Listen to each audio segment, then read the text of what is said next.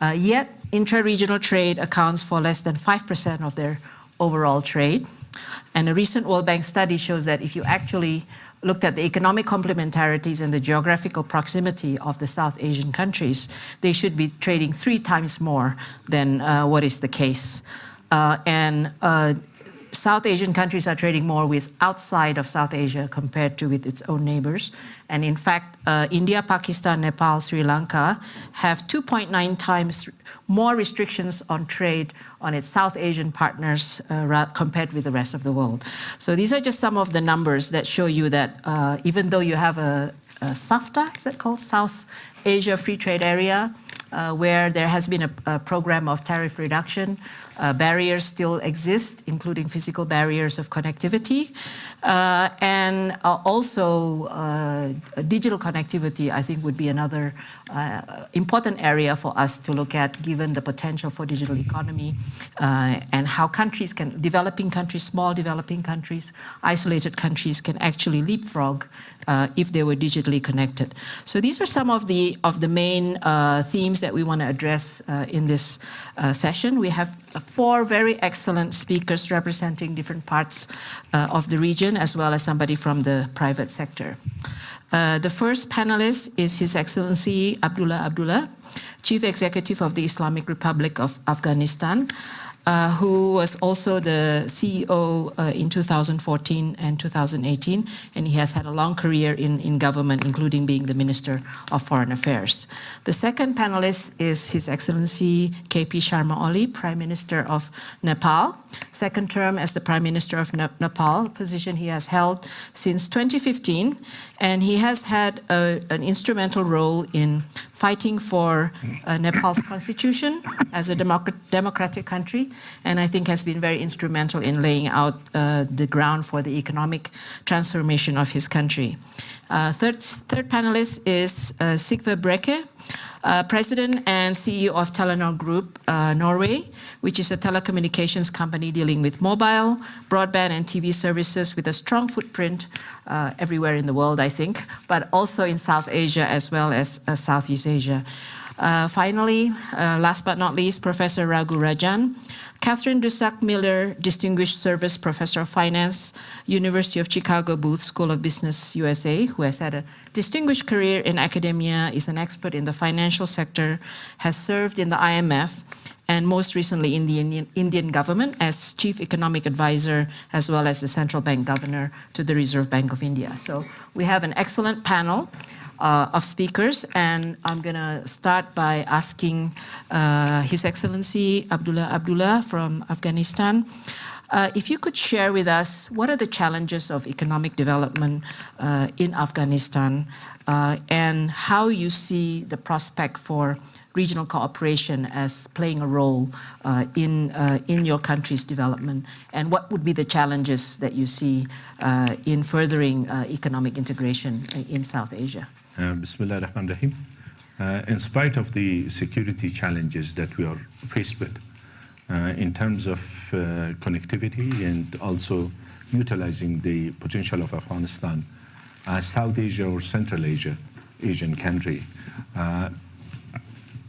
some work has been done. A lot of work, I can say, if we look at the Afghanistan's participation in the regional organization, part of SARC, different agreements, SAFTA, APTA, which is with Pakistan, ECO, CARIC, which is again Central Asian Afghanistan initiative, and Regional Economic Cooperation Organization called RECA, which was an initiative by Afghanistan in the earlier days. Today we have the Chabahar connectivity after quite a while, but there is a slight challenge because of the sanctions, but it's still that is a viable project which will improve the economies of Afghanistan, South Asia, and Central Asia.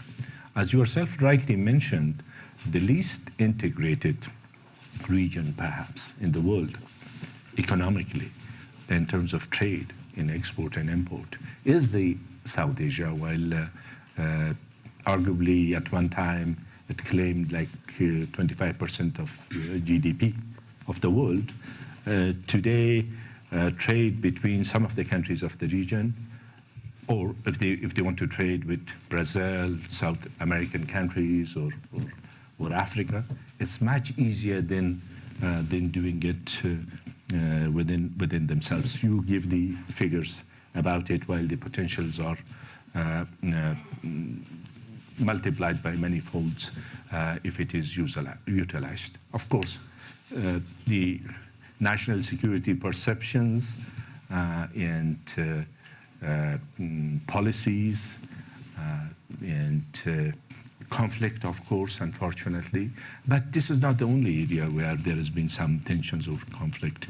Other countries, East Asia, Pacific, has seen this in the past, and they have overcome it.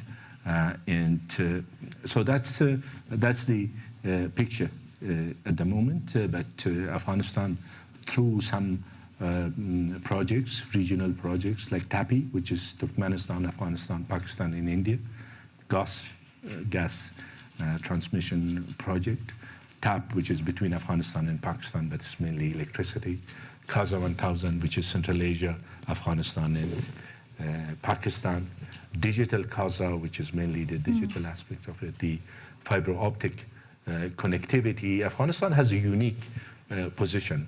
At the same time, when it comes to our direct trade with some of the countries, there are barriers. For example, Wagah, which could be the best and shortest land connectivity for us between Afghanistan and India, and vice versa, is not being utilized. In the same way, of course, it's like tit for tat. The access to Central Asia, to Tajikistan, we also have a position that if you are not allowing us to utilize this, how can we? So these are the sort of things, and on top of that, tariff barriers, non-tariff barriers, which emerge and creates uncertainty, and the list of sensitive goods, like 30% of the items which could be traded between some of the countries of the South Asia, it makes 33% of all goods, not to reducing it, or lack of resolve or determination, political will, to implement the agreements which exist and move forward and take further initiatives. These are like the overall implications. These have overall implications on our situation in utilizing the potential of Afghanistan. Okay, thank you very much. We'll come back for another round of questions, but I'd like to now come to Prime Minister Sharma and ask you the same question. How do you see the developments in Nepal? You're laying out some structural reform program. How is that developing? What are the main challenges? And how do you see the role of regional cooperation in playing a role in the development of Nepal? And maybe you can also reflect on, it's not just the economic issues, obviously, but there's also the security challenges and the conflicts or tensions between countries that are preventing more progressive development of SAARC or SAFTA. And given that Nepal is the chairman of SAARC this year, you might want to reflect on what you plan to do ahead. Thank you, Madam Pangestu.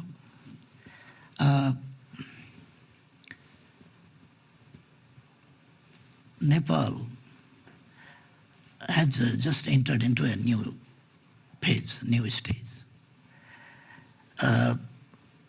Nepal is developing and changing very fastly, politically and economically. It is developing its friendly ties with its neighbors also, and the regional organizations and all aspects are developing fastly and changing very fastly. Nepal promulgated a new constitution, democratic constitution, and established a federal democratic republican system. And according to the constitution, we had to make some laws, and now we completed about the structural changes according to the constitution to implement the constitution accurately. And now we are focusing our entire endeavors and efforts to the economic development for good governance and economic development. Our motto is prosperous Nepal, happy Nepali. And to materialize that national desire, we are concentrating ourselves. And we are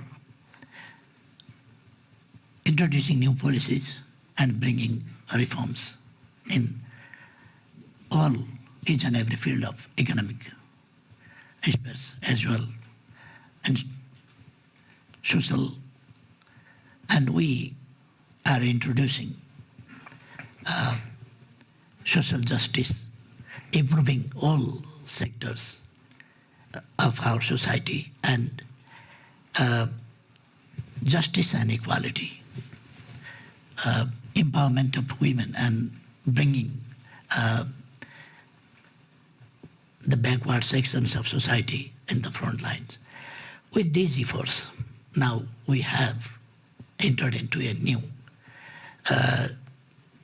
situation where we are optimistic, and we are doing our best to expand our role and increase our role in the regional and international affairs also. And on the question of regional cooperation and regional development, South Asia, as you mentioned, that is a country of a region of learned people with great civilization, and we have genetic memories of our learned ancestors, and we have very excellent diversity from the top of the world, Mount Everest, to the Bay of Bengal and Indian Ocean. And this diversity, within this diversity we have very fertile land and young population mostly. And that demographic dividend, being based on these factors, we can develop. And now we have to think about to develop our regional cooperation, regional trade. And for that, we have to create such a situation where equality, justice, and win-win situation for all, so that we can develop, and no one, no nation, no people will remain back.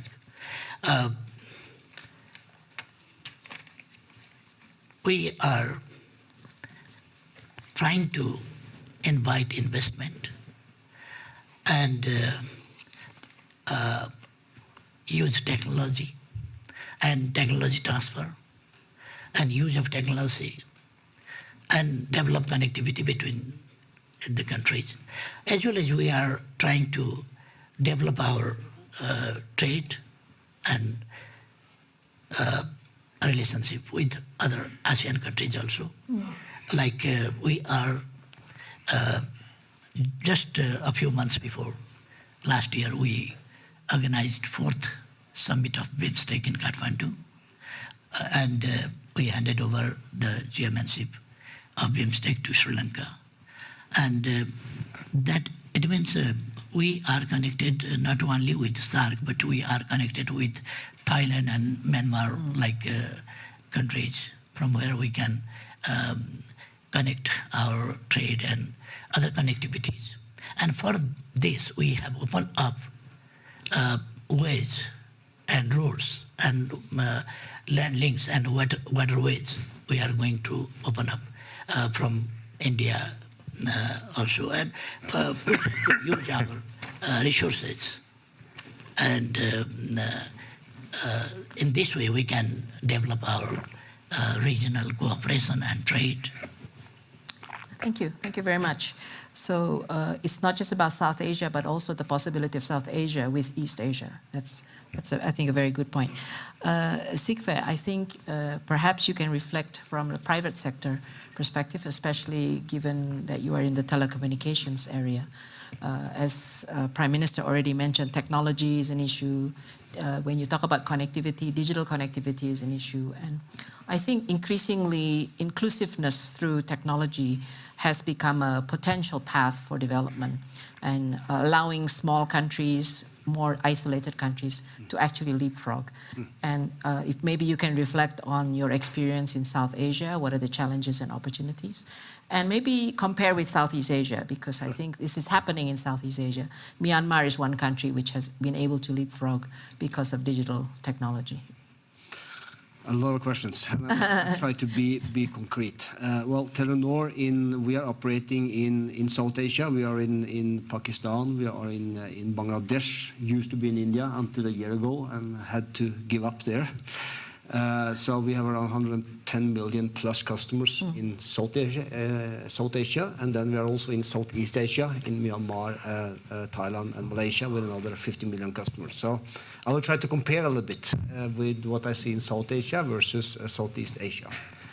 I think I want to summarize your question in 3 main points. The first one, it's digitalization.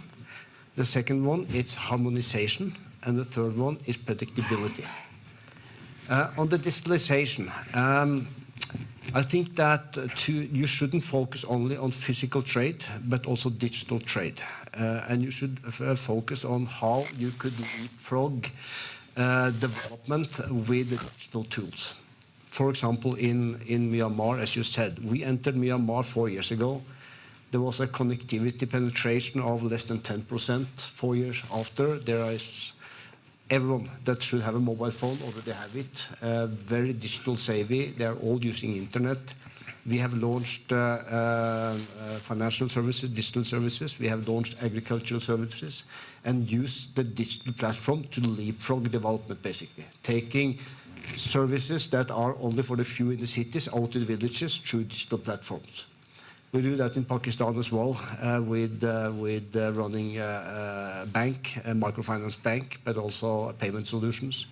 In Bangladesh, we do medical solutions, also on digital platforms, having 4 or 5 million customers using medical insurance and paying for it, and also connecting them to the hospitals and to the schools. So if you get right a digital platform, you can use that to really make different type of services inclusive with the entire population.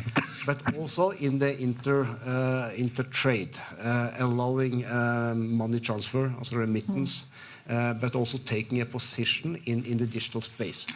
To do that, you also have to allow data transfer, which is a major obstacle in most of these countries. You have to be able to do data flows across countries. So that's the first one. The second one is harmonization. What I see in Southeast Asia is more harmonized taxation, more harmonized regulations, more harmonized frameworks. And if you wanna take away some of the barriers that we currently have, and if you wanna welcome foreign investors like ourselves, the more harmonization regionally, the better. And the third one is predictability, and it's predictability in terms of investment frameworks, foreign investment protection, allowing foreign investors to have majority stakes in the growth sectors. But it's also predictability in terms of regulations and in terms of some of the macroeconomic factors that you are dependent on. I see that less in South Asia than I see it in Southeast Asia. So I think these are some of the areas that we have seen and comparing those two regions with each other. Thank you. I think those were kind of concrete suggestions for how to have more integration digitally on harmonization and predictability. And I think your point, Prime Minister, about the demographic dividend, and I think Afghanistan also has I think India also, all of the South Asian countries have a large demographic dividend, which makes it very potential for the digital economy to be a potential. Last but not least, Professor Rajan, maybe you can reflect on the developments in India. India is obviously more developed than some of the other South Asian countries. And on the security issue, obviously, India and Pakistan issue has always been one of the biggest issues when we talk about the potential for South Asia economic integration and cooperation. I don't know whether you want to reflect on that, as well as reflect on where India is in its development and how does it see regional cooperation, including that India is already negotiating with East Asia in the RCEP negotiations. In the context of, we are facing greater uncertainty in the trading environment. So it's actually, the time is right now for us to cooperate more with our neighbors in the region. Right. No, it's a good set of questions. Of course, India shares with its neighbors a variety of both strengths and challenges. I think the youth of our population is certainly a potential strength. It can turn into a problem if we don't create enough jobs. And like our neighbors, that's an issue we struggle with. How do we create enough jobs for all the youth that are coming into the labor force? And it's, you know, we've had the fortune, you know, a variety of, you know, good moves by a variety of governments of growing at 7% for the last 25 years. It pales in comparison to only China. Therefore, a lot of people sort of don't pay attention to the fact that this is actually quite extraordinary growth, and we've done well. At the same time, we need to do far more because, again, the young population demands performance. And like our neighbors, we have issues with how do we make it easier to do business. Your point about harmonization, predictability, and so on. Of those, I think predictability is probably more easy to achieve if we put our minds to it. Harmonization, I think we're seeing in the European Union some of the problems with too much harmonization, a pushback against an argument that this is anti-democratic, and maybe those issues would come up in India, in the region again. But we can do a lot better in creating a better business environment, in allowing for inter-regional production and so on. The question is, how do we start from where we are? And you know, for those who give up too easily, let's remember that Germany and France were at each other's throat every 20 years. But after the end of World War II, they started with very strong cooperation in steel and coal, which were the areas where they went to war. The Ruhr, the Alsace, this was where they went to war because one side had coal, the other side had steel, and combining the two in the Coal and Steel Pact was very important in creating the trust that then led to the European Common Market and then the European Union. And I wonder, in this chicken and egg problem in the region of how do we build trust, what comes first, trust or connectivity and trade? My guess is in these chicken and egg problems, you've got to start somewhere. And can we start by building trust in a few areas? I think we've already heard from Mr. Abdullah about shared infrastructure, maybe in the power sector. Power being produced in one country, sold in another country. That's the way we build trust. We certainly, of course, have already water, which is shared between India and Pakistan. But could we start doing more of these things? Increase dependence in small steps so that there is greater trust amongst the two amongst the various countries. Build out infrastructure. I mean, you can't have connectivity without having infrastructure which is far better than what we have today. So we need more roads connecting the countries, ports connecting, bridges connecting the countries. A lot of the trade, as you noted earlier, is through ports, when in fact we have direct borders. Why can't we build more connectivity in railroads and roads, and also be able to traverse each other's country, to sell Afghanistan selling in Bangladesh or Nepal using Indian infrastructure? Can we achieve mechanisms by which containers can be taken without being opened along the way? Those are important ways we can use the region. I think part of, we are seeing some attempts at mutual help, which will help increase confidence. For example, when Sri Lanka got into a little bit of financial difficulty, we did a swap arrangement with Sri Lanka, helping them with swap lines. Similarly, we have swap lines with Bhutan, but whether we could have more regional swap lines which allow for at least a beginning in terms of financial cooperation. Of course, we all have our own natural calamities, earthquakes and so on. Can we develop regional response forces so that that could be another way of increasing mutual benefit? The longer run, of course, we want cross-border supply chains. For that, we need really low tariffs so that we can send goods back and forth across borders. The issue of policy certainty also comes here. You don't want to set up a cross-border supply chain if you're not sure what policy will be tomorrow in that country. So tariffs have to be low and stay low. Now, I mean, all this is possible. I think we have one very big fear and two critical relationships which are central to creating more regional integration. The big fear in the region is being swamped by Indian industry, Indian services, and so on. If we do reduce tariffs, if we do open borders, will India dominate? And I think increasingly as countries are developing their own industry, Bangladeshi textiles now is very, very competitive and will give India a run for its money. So my sense is as countries develop a little more, some of these fears will get assuaged, but we need to work on this and make sure it is a process by which both countries benefit.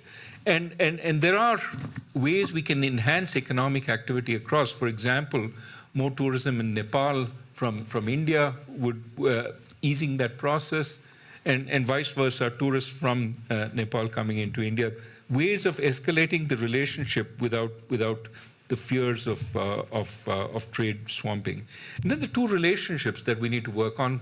We've already sort of talked about the missing country in this room, which is Pakistan, that we do need to develop a better understanding between, certainly between India and Pakistan, but also within the region, and embrace them more economically.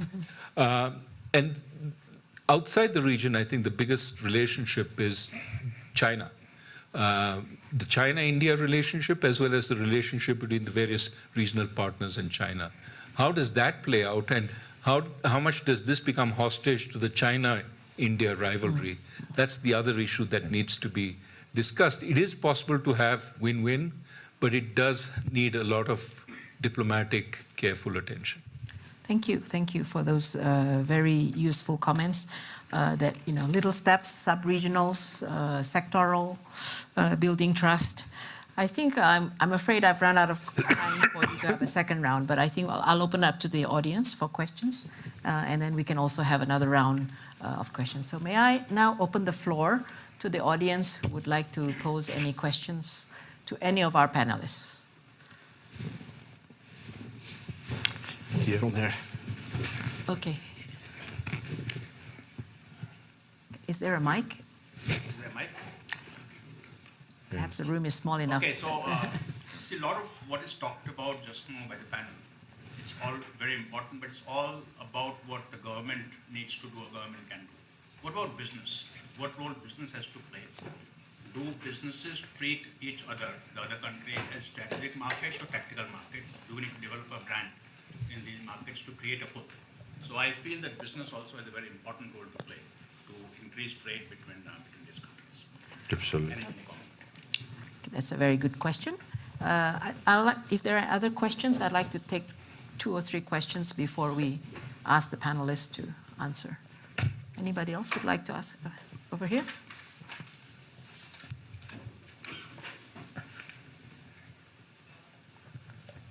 Thank you very much, moderator. My question goes to the Rajan, Professor Rajan. In regards to India's policy towards its neighboring country, particularly when harmonizing the policies in terms of FTA, you have FTA with Sri Lanka, but the rest of the countries have not been able to sign on it. And how about this SAFTA, the provisions, how India responds towards it? One question.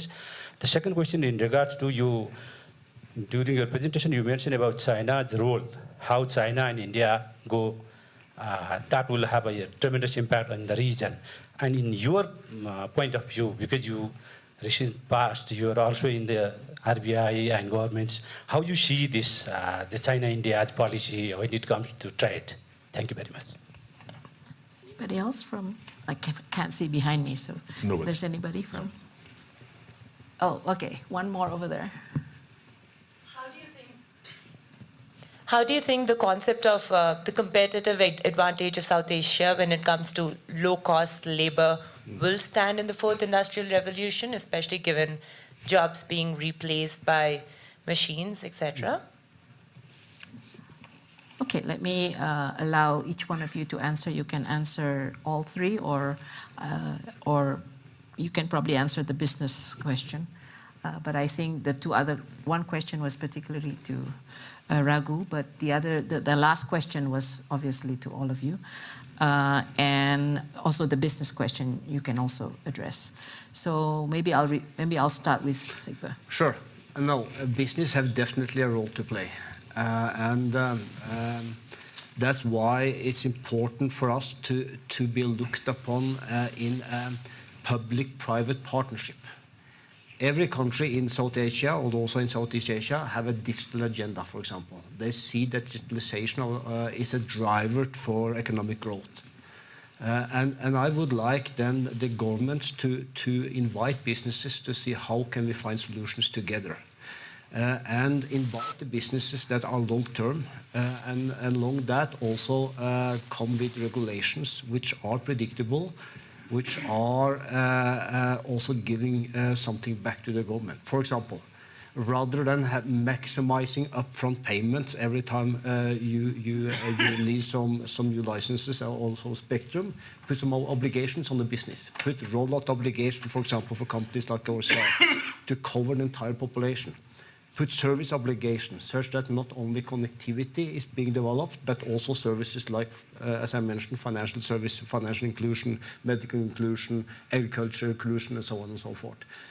That is the way where government and businesses can develop things together. But to do that, you need predictability. You need also you need regulations and business-friendly protection. Then I also want to comment on the last question. Sure. The competitive advantages. I think you have at least 2 very, very good competitive advantages. One is the young population. It's the young population which are going to be leapfrogging the digital steps. They are going to move into as advanced digital services as they do in my country, Norway, or in other countries. And that's a big opportunity for you. And with that comes also innovation. And what I see in countries like Pakistan and Bangladesh, where we operate, there's a lot of innovation now coming. New startups are being established. People coming back from the US or from Europe because they see the opportunities actually for developing of new services on digital platforms. That innovation drive that you have, I think you should utilize along then with the young population that you have. And if you do this right, you can leapfrog many other countries which are more established. Okay. Excellency Abdullah, maybe you can also reflect on what was just mentioned, that we have a young population, Yeah. and also Nepal. But education may be a big Absolutely. challenge. Yeah. We are talking about a region where 33% of poor people live here In South Asia. in South Asia. And then we have a young generation, young population demographically, which is an advantage. And also, as the lady questioned earlier, with the advancement in technology, it could turn into a challenge. Oh, we are living in a completely different world today. It's not like industrial revolution or medieval eras where the pace of changes will be slow, predictable, where to focus, where to not. Certain countries has their own advantages, and then we are in this with the speed that technology is moving forward. One is to focus on the daily issues, which were part of it were mentioned here: obstacles, barriers, tariff, non-tariff barriers, sensitive goods, and so on and so forth, and a more leveled playing field for the businesses. But does any government has come up with a policy where to focus on education? It's extremely unpredictable and uncertain where to focus today. Is it only mathematics and alphabet and partly technology and so on and so forth? In 10 years' time, where we will be with the technology? So apart from focusing on the immediate challenges, which comes the role of the private sector in the research and development, as well as otherwise looking ahead towards the future. We need to deal with it with the foresight. This is not only related to the South Asia. This is a global phenomenon. But the teachers which are teaching today, in 10 years' time, they will be lagging behind many leaps. So where is the future of education, information, technology, and all together? These are the questions that the statesmen as well as business leaders need to focus. This is the issue. Thank you. Excellency? My country, Nepal, right now, or until now, is in a weaker position in economic terms.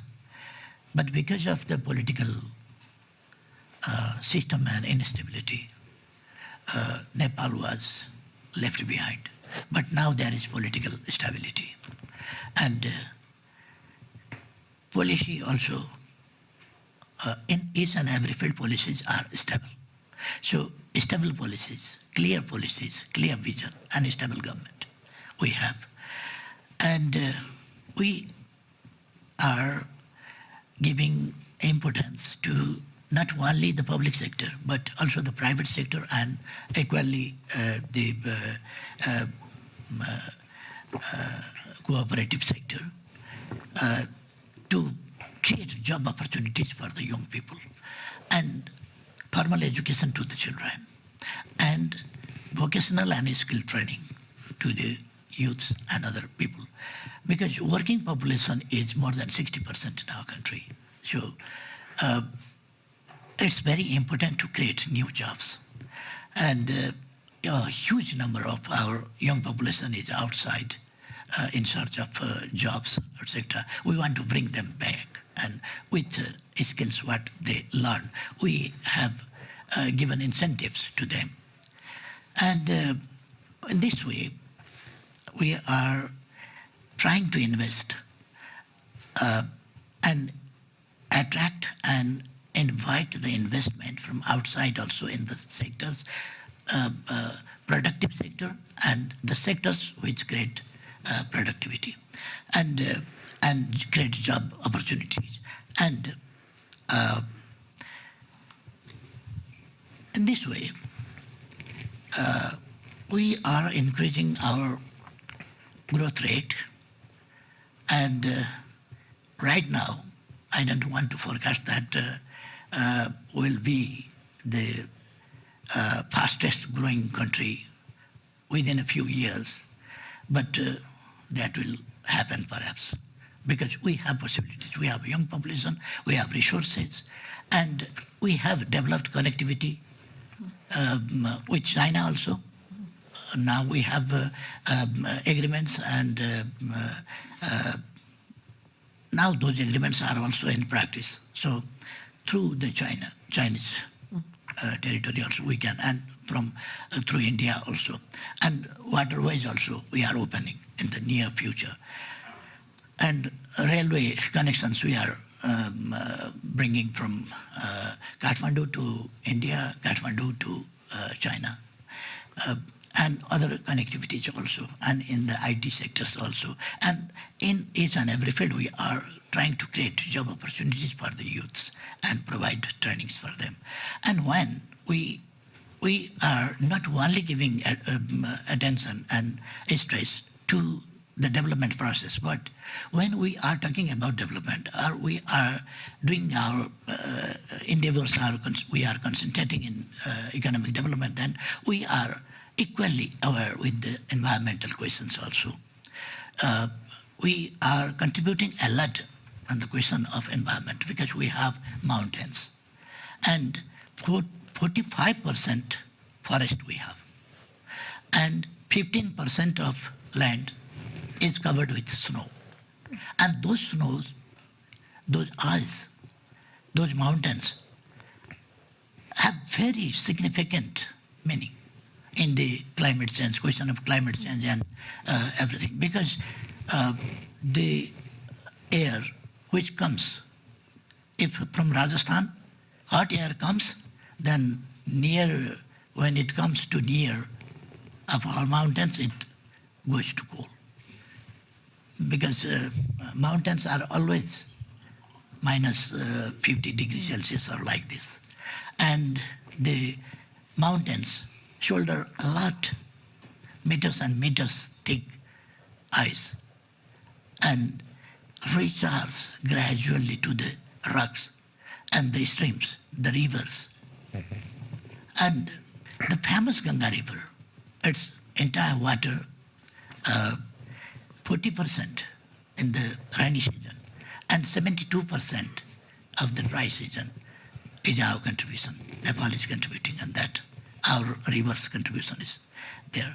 So we are contributing, and we are conscious about 60%, you can understand, 60% of our land, 45% for forest and 15% for ice.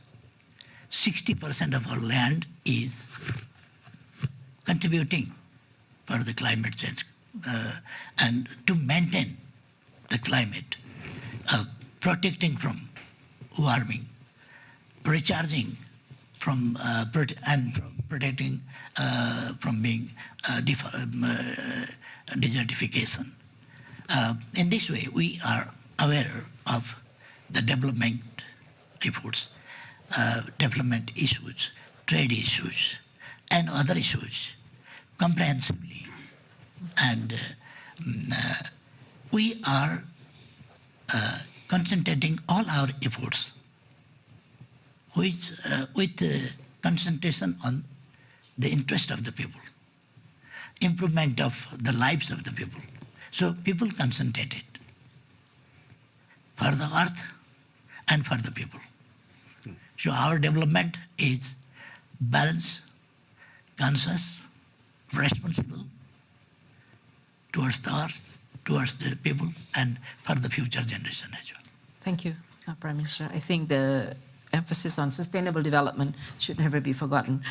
Professor Rajan, there was a question specifically to you, and if you want to comment on the fourth industry. A couple of other issues on business itself. I mean, apart from business, the social sector could be another way, non-government way. For example, there are excellent technological institutions around the region, and could we have more sharing of students across borders? The IITs, for example, are a first-rate set of institutions. We already take a number of people from different countries, and could there be more sort of opening So people movement. people movement, understanding also. So- The youth going into a different country at an early age, they see what it's like, and there's more of an understanding that is built up. On the China-India issue, I think the reality is that I'll wear my academic hat, not wear my Indian hat, that historically India has seen the region as part of its bailiwick. And of course, China has grown today much bigger than India and is posing an alternative to India. And that, of course, certainly creates tensions in some quarters in India. But also in those countries, they're saying, why not? We have a big alternative to India, which is willing to put money, which is willing to invest in infrastructure. Why not take advantage of that? My sense is it does raise some issues which have to be managed over time. I think it's good to have competition in general. But I think in the longer run, two things will happen. First, India will become relatively bigger than it is now relative to China. China will slow, India will grow. And the competition between the two for countries in the region will become more even. India will be more capable of putting resources to work, including infrastructure, which China now promises. Second, I think China itself will have to figure out its relationship with countries and how to make sure that doesn't end in some kind of a client relationship as opposed to a relationship of equals. We've already seen some pushback in certain elements of Pakistan against what is happening in the Pakistan-China relationship. Similarly in Sri Lanka. But I think China is also learning in this process how to manage the relationships with countries so that those countries don't become a dependency. They actually are equal. I think all this is, over time, will be good for the region. There will be much stronger relationships both with India and China, but the region itself will benefit, and we should emphasize that. Lastly, fourth industrial revolution. I mean, it's very easy to imagine artificial intelligence all over the place. None of us have jobs and so on. I think it'll take time. And in that time, we have time to respond. My sense is, we're still not doing enough on manufacturing within our countries and in regional manufacturing. I mean, heavy stuff, it's hard to trade long distances. So there's a lot of scope for trading commodities, for trading steel, copper within the region. And so we can go a long way. I think there is an opportunity of trading services within, creating sort of regional companies even, which understand the pattern, for example, of local borrowing. How do people in South Asia borrow? And using that kind of information, do a better job than the existing banks. For that, we have to allow people to realize the economies of scale within the region. And that means focusing on giving the ability for cross-border FDI and so on. There is a lot of work to do, but there's a lot of opportunity still. Thank you. Optimistic note. In the last 7 minutes left, I'm just going to pose one question and for all of you. Whenever we talk about South Asia cooperation, we tend to get pessimistic because it's just too challenging. But I think Professor Rajan actually provided a way forward that let's take small steps, whether it's sub-regional cooperation between borders for infrastructure or the liberalization of air services between India and Afghanistan, India and Sri Lanka. These are small steps, but have had a huge impact. If each one of you can think of a quick win that's practical, that's doable, that will have an impact, what would it be? Thinking what would be a quick win, if you like.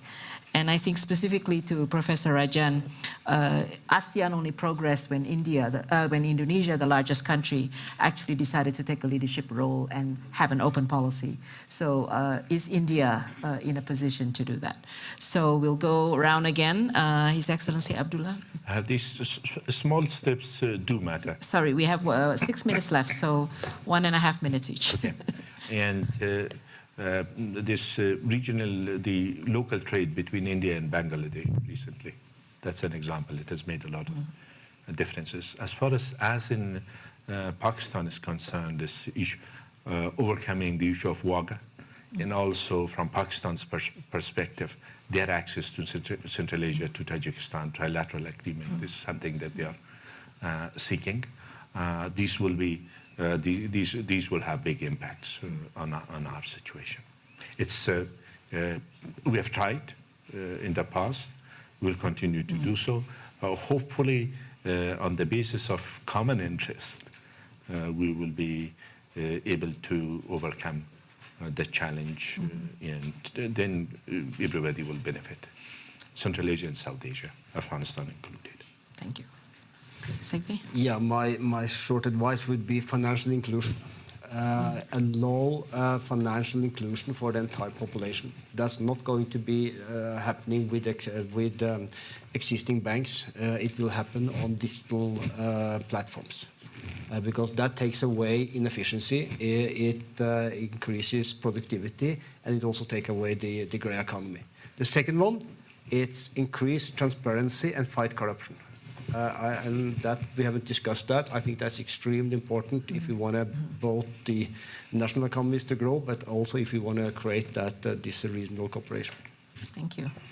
Excellency? As the chair country of South Asian Organization SAARC, we are trying our best to develop political understanding between the member countries, SAARC, South Asian countries.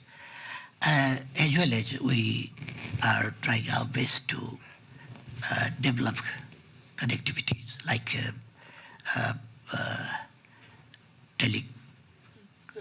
connectivity or connectivity in electricity or other connectivities. And we are discussing about tariffs and non-tariffs things, and we can bring them in a favorable situation, I think. And we have to develop understanding and remove misunderstanding and develop trust and remove untrust or mistrust among the member states and the regional countries. And we have to develop our regional trade, as we talked about. And for us, like Nepal, we cannot wait for a long time. We have to develop very fastly. So everything, in every aspect, every side, we are doing things very fast. With China, with India, with Bangladesh, and with other neighboring countries as well, we are doing new agreements and implementing them. And internally, we are making new policies to achieve our goal of faster development and to control corruption, as we mentioned. Control corruption and provide service to the people. In this way, our efforts are, as the chairman of SAARC, to hold the SAARC summit in the near future and develop the all-round ties and a relationship between the countries in the region. Thank you, Prime Minister. Professor Rajan? Well, I just want to echo what you said, which is that India is the largest country within the region, and to that extent, it could play the role that you said Indonesia played, which is not so much lead the process as be willing to make a little more in terms of concessions. Right. For people who fear that their opening up will lead to a swamping by Indian industry. Can we make a little more in concession, but then see the promotion of trade? There are many places where India has sort of funded the process. I mean, just a very small example, at the RBI, we hold the data for the SAARC region, and we manage that process. They feed the data to us. We host the database, but we pay for that. That's an example of the kinds of things that India does. But we can certainly do more, and we can certainly, on the trade side, perhaps allow a process by which tariffs come down, but as countries get comfort that they're not being swamped by Indian industry. But I think it's very important for Indian industry also to take steps to push government to start the process of region. And I think as the industrial countries look harder to do business with, this regional focus will increase. And so I'm optimistic that we will have a more integrated region, maybe 5 Davoses from now. Thank you. And that's a good optimistic note to end on. These things, I'll just, 3 concluding remarks. These things do take time. In the case of ASEAN, it took us 20, 30 years before we start with the trust, dealing with the political issue before we went into the economic issue. But it did happen with leadership and everybody committed. I think what I took away very well from today's session is that while we are sorting out all the political difficulties and challenges, many steps can still be taken, small steps that can actually have big impact, whether it's cross-border infrastructure cooperation, air services liberalization, so sub-regional, sectoral cooperation. And finally, there was a lot of discussion about the role of business, financial inclusion. I think technology will be also another big opportunity for this region, which will unite you in a way that you could never predict, because the youth are going to be connected if you are actually doing that. And they may be the one driving the process with the business. And finally, optimistic note from India. So I think that's a very good sign. So let me conclude this session. Thank you very much to all the panelists. Let's give them a round of applause. And thank you to the audience.